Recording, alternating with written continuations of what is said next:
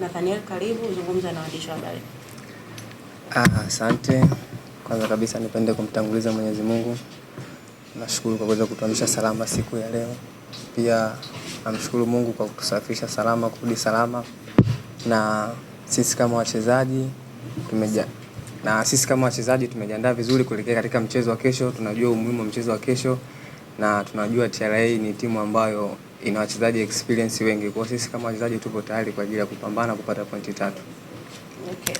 Shukrani sana Nathaniel. Mashabiki sasa watarajie mchezo wa namna gani kwa kesho?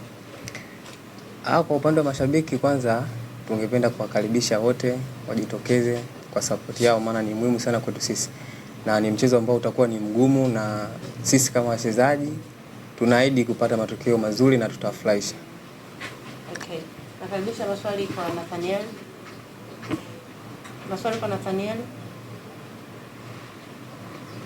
Asante.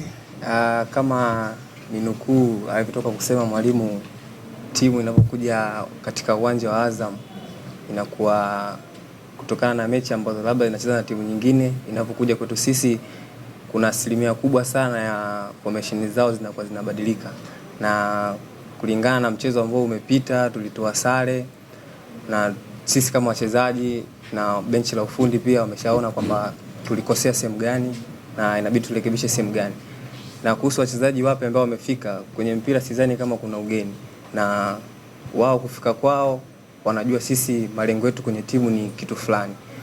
Kwa ujumla, kwa pamoja tunapambana kwa ajili ya kupata matokeo katika mchezo wa kesho.